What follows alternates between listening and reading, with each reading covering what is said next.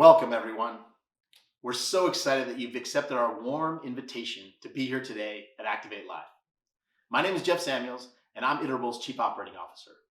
I recall just only 1 year ago, some 1,000 attendees, myself among them, assembled at the Palace Hotel in San Francisco for Activate 19. This year, we find ourselves in a new environment, one that demands digital transformation. Also, as you've seen, heard, and experienced, recent events highlight other elements in our environment. The difficulty our world still faces regarding race and discussions of equal treatment. This recent visibility, in combination with the escalating frequency with which these events seem to be happening, impacts us all. And with COVID-19, we've had to learn to adapt to the challenge of living in physical isolation. However, I believe that these challenges create unimagined opportunities and chances for us to learn and change. And that's what's needed. In an environment where we can't be physically together, it's more important than ever for all of us to reassert the values of purpose and meaning into what we do. This is our new responsibility as marketers, data leaders, and engineers. Through our work, we can catalyze how our organizations think about connection, compassion, and ultimately our strategies for growth. So thank you for joining us today and leaning in. So what is Activate? It's an event to help us do just that. It's Iterable's signature growth marketing conference to help us bring the human connection to the digital experience. All of you here are here today represent a true cadre of innovation, marketing excellence, and an answer to the question, what's possible? This year at Activate Live, we are privileged to host thousands of people from around the globe. This is truly amazing. You are here because you are passionate about learning, helping yourself and your organization focus on growth and connectivity, creating more personal connections, and forging the way to build a growth mindset, trust, and thought leadership. And we have two amazing tracks this year. The Customer First track is on strategy and execution, and it will discuss how to place empathy at the heart of your growth marketing strategy while demonstrating how to create human connections that will lead to relationships and generate long-term loyalty. In our second track, the Tech Forward track, you'll hear firsthand from Iterable users on their own marketing tech stacks. These sessions will discuss the inner workings of cross-channel and automation. I know this event would not be possible without the support of our incredible sponsors, so I'd like to take this opportunity to thank them for helping to make this a memorable experience. I want to give a special shout out to Spark Post and Segment for their premier level sponsorship. And I'm excited for you to hear from Iterable CEO, Justin Zhu, co-founder of Iterable, and our VP of Product, Bela Stepanova, who are both leading the product acceleration charge here at Iterable. They will present a stirring keynote on shifting from the routine to a future of creativity and compassion at scale. My hope during our time together today is that you bring your expertise and experience into the dialogue. Ask questions during the sessions, network with our Activate community, but most importantly, be a learner and embody that growth mindset. I know some of you already, and I'm delighted to get to know the rest of you, but I want to say thank you to everyone for joining us here today. And now, I would like to direct your attention to my good friend, partner, co-founder, and CEO of Iterable, Justin Zhu.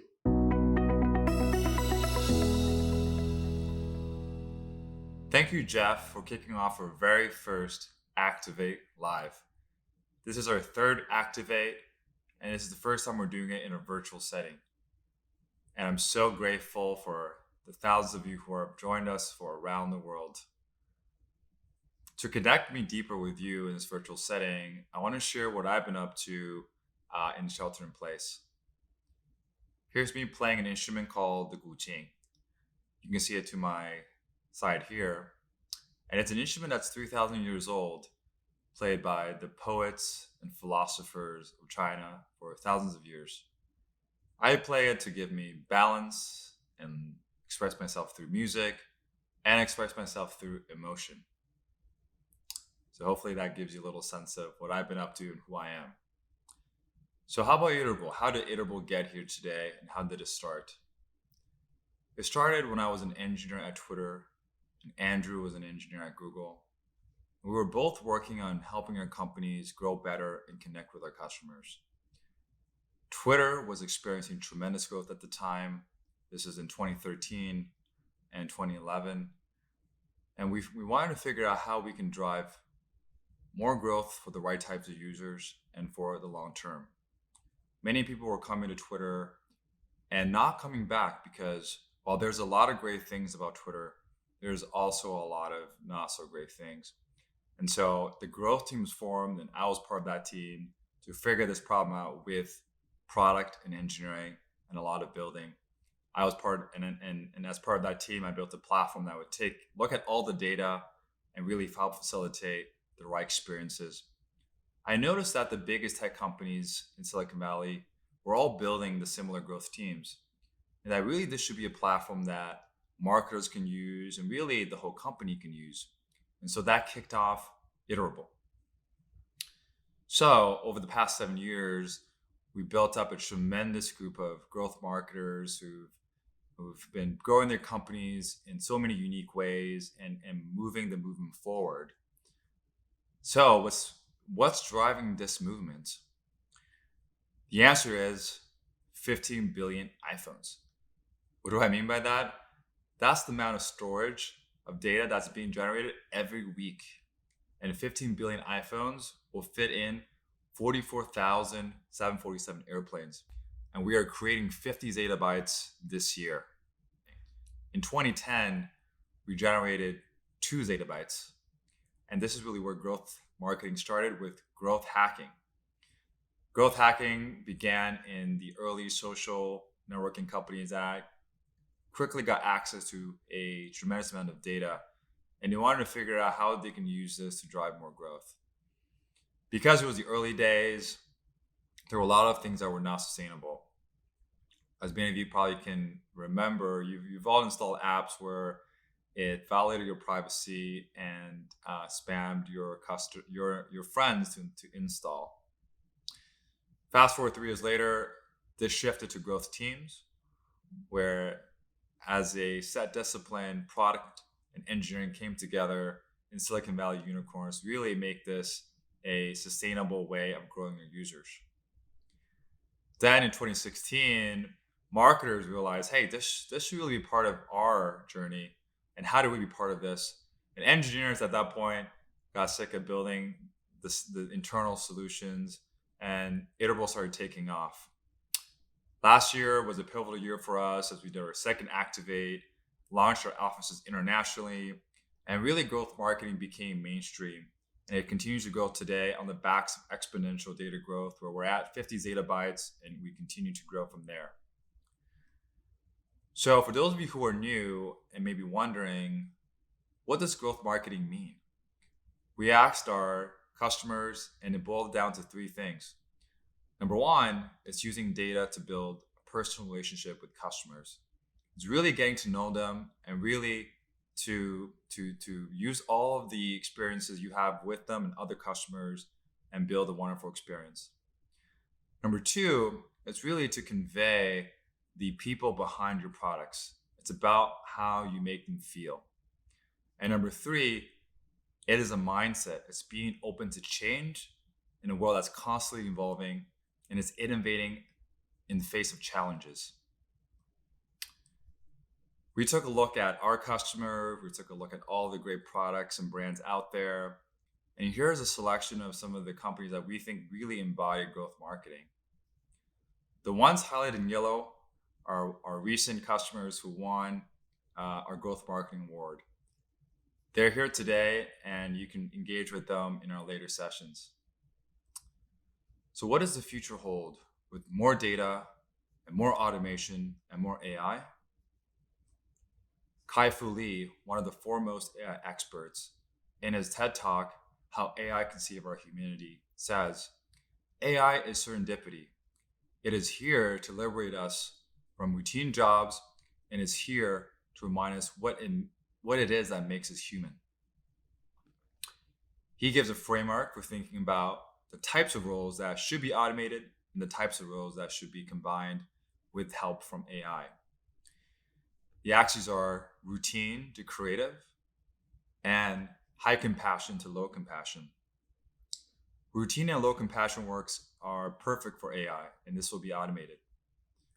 Routine and high compassion work will be supported by AI, but needs to be delivered by human beings. Creative and low compassion work could be automated, but also will be driven by AI with humans at the forefront. And high compassion and creative work, this is really where the growth marketer lives and really where human beings shine. AI has your back, and it's here to bring the human out from all of us. So zooming in, this also applies to the growth marketing. We have a framework for this. For routine and low compassion work, we call this the routine box. These are things like messaging timing, selecting the right channel, and transactional messaging. Routine and high compassion, this is things like onboarding your customers, training them, and support. This is where AI can help, and it needs the human beings to deliver it. Creative and low compassion, pulling segments, building workflows, campaign reporting. AI can automate some of this, but also AI can inform humans, and human beings can decide. And finally, high compassion, highly creative work. This is really where human beings thrive and shine. And this is about building your strategy, mapping the customer journey, telling your story, and building the brand. So how does Iterable integrate this into our product? Next, I'd like to invite Bela Stepanova, our VP of Product, talk about how this framework applies to Iterable. Thank you, Justin, and hello, everybody. I'm so excited to be here today, and I'm thrilled to see so many of you here with us from all over the globe, our customers, our partners, advisors, and growth leaders. For the next few minutes, I'd like to invite you on a journey of our product, applying automation and AI principles that Justin just shared. Together, we will explore a sample of how growth leaders can leverage our platform today to automate the routine and elevate creativity and compassion. We will explore optimizing messages, testing creative assets, and building customer journeys based on user behavior, preferences, and sentiment. To help me with the demo today, I'd love to invite Connie Chan, one of our talented designers, who is in fact behind our new and reimagined workflow studio that we are unveiling for the very first time today and will make it available to you in fall. While this demo will mostly cover functionalities that exist today, we also had a little bit of fun as a team creating a simple use case for you. So please meet Oasis, one-of-a-kind B2C robot delivery company that aims to eliminate food deserts by connecting every person with healthy and sustainable groceries from their local communities. In this demo, we will explore elevating their new user welcome journey. Connie, let's have a look at their workflows.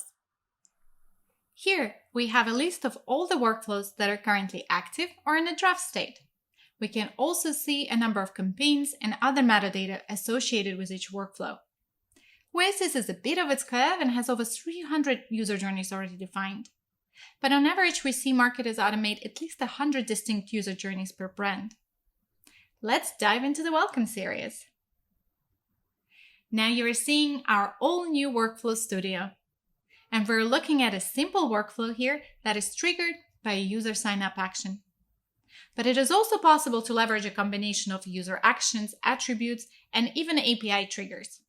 We're ingesting billions of events per hour so that your workflows can be smart and automated.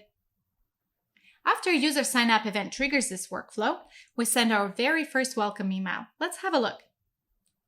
It is a simple email offering a 10% discount, looking to drive that very first purchase, first conversion event. However, we do know that our users tend to convert at a higher rate when they use mobile experience. So that is why here we send a reminder to the user 5 days later via push notification.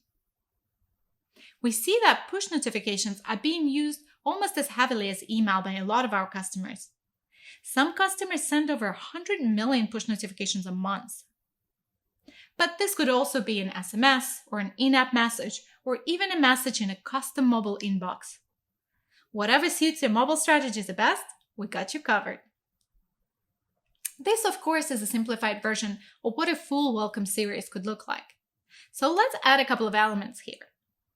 Rather than introducing the brand with a discounted price as a value proposition, let's focus on amplifying the mission instead. Our hypothesis is that creating compassion and connection with the local community will lead to a higher loyalty sentiment and connection with our brand.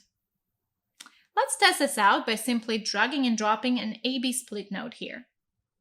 This way, we have a baseline and we can make sure that our creative ideas have quantifiable results.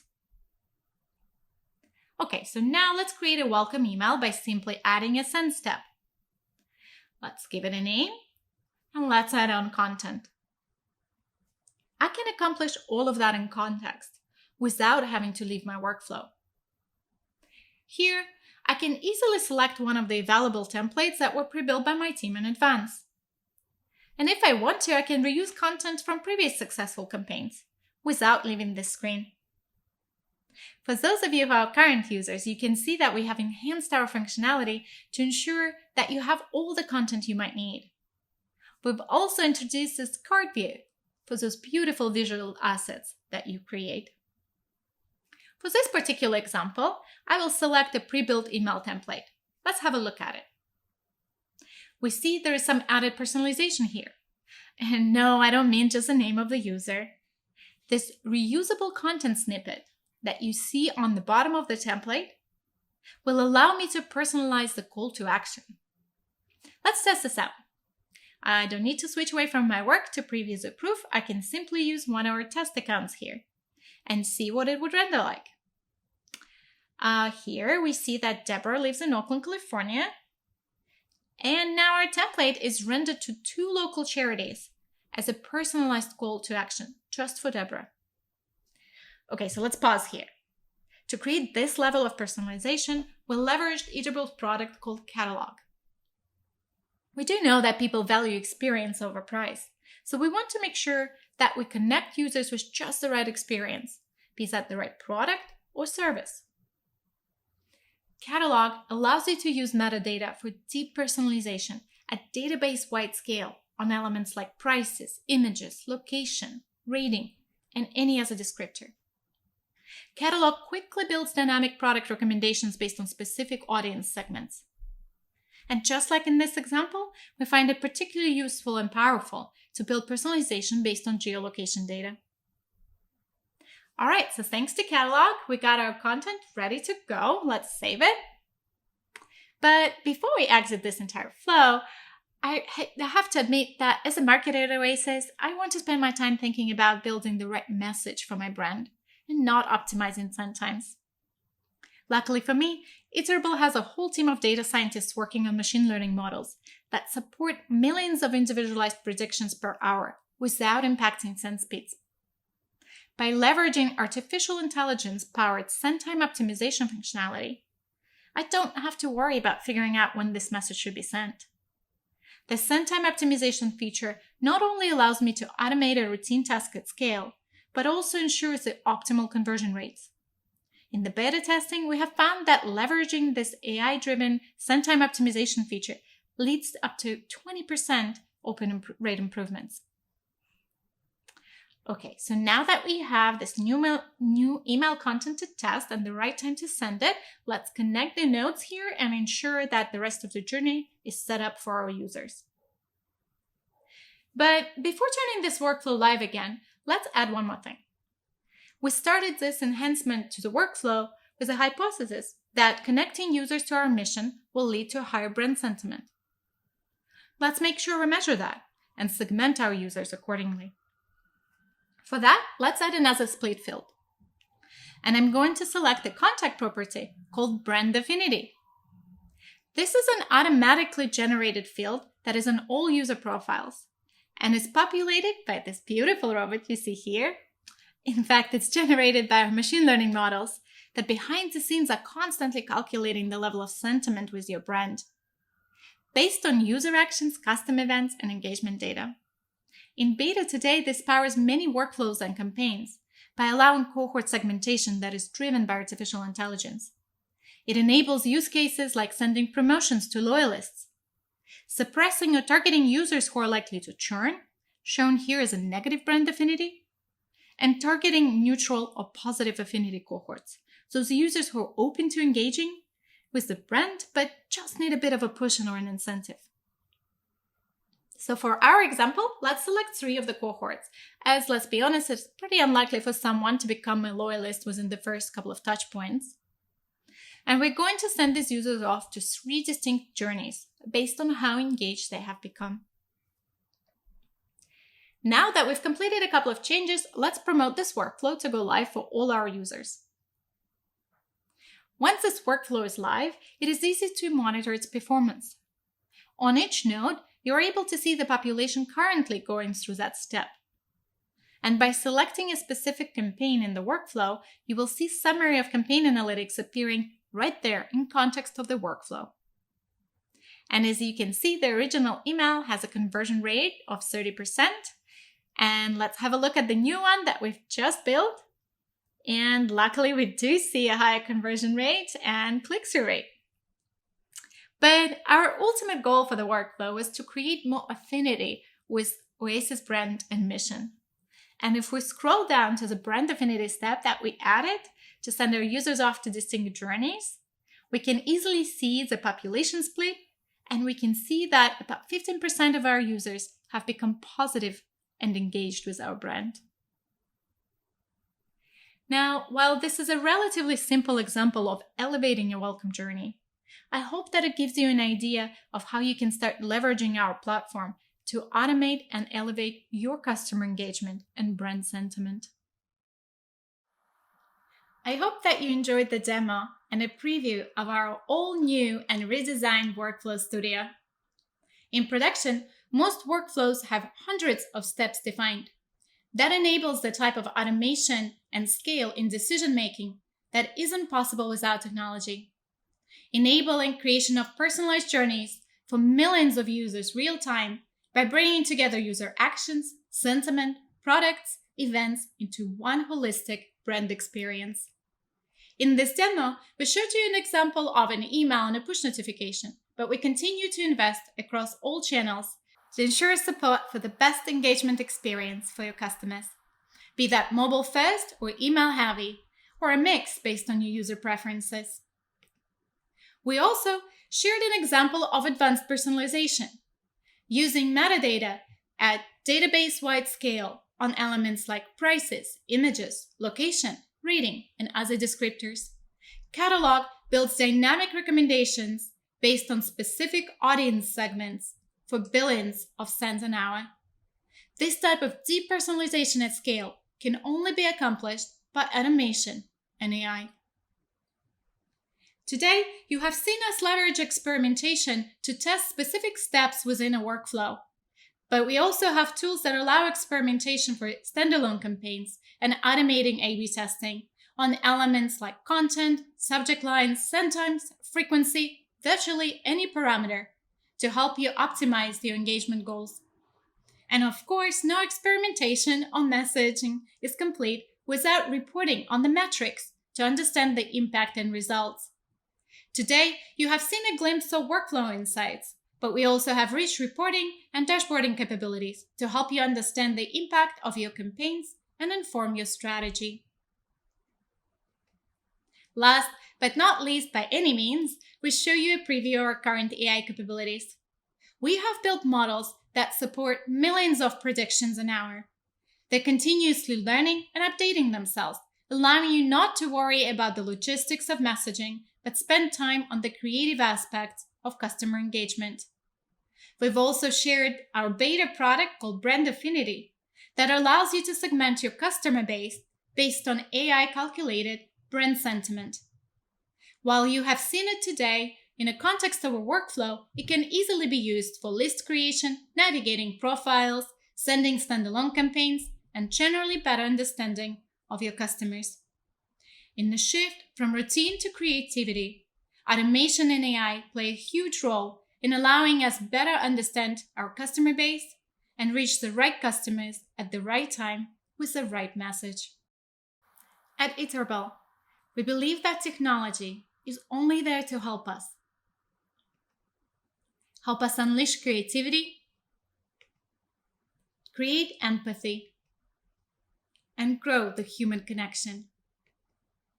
While we're excited to continue to bring innovation to you, we also want to make sure to share a part of who we are with you.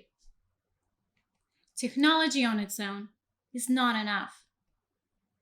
We truly believe that AI is only a complement to human empathy and connection. So to close out the technology section, I'm really excited to bring back our CEO and founder, Justin Zhu, to this virtual stage for an exciting announcement. Thank you, Bella. All this technology is hollow if it weren't for the human beings that make this possible. So thank you all for being here, and thank you all for joining the growth marketing movement and filling out this heart. And to recognize that, and to recognize all the suffering happening in the world today because of the pandemic and because of systemic racism, we want to support two causes that we're passionate about on your behalf. We'd like to donate $10,000 to Meals on Wheels America and $10,000 on Black Girls Code. So thank you all for being here and making this possible. I like to end with the message that Kai-Fu Lee sent in his TED Talk. So let us choose to embrace AI and love one another. Thank you. Now back to you, Jeff.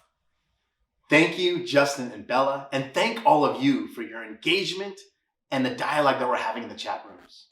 There's so much that you're probably thinking and processing about, but my ask for you is to do one thing, and that's take the next step. Take one thing and bring it to your world. And by doing that, you'll embrace a growth mindset and push yourself forward. So thank you again. And it's time for here at Activate to take the next step forward, and that's to take a look at our rockstar lineup on the 2 tracks that I talked about. You're going to hear compelling content around the customer first approach and also the tech stack. So please think about where you want to go to and engage these speakers. And now I'm very excited to introduce our next set of keynote speakers. Jonathan Mildenhall, co-founder and CEO of the 21st Century Brand. And second is Brendan Witcher, Vice President at Forrester. I'm really excited for them to bring their growth mindset to you.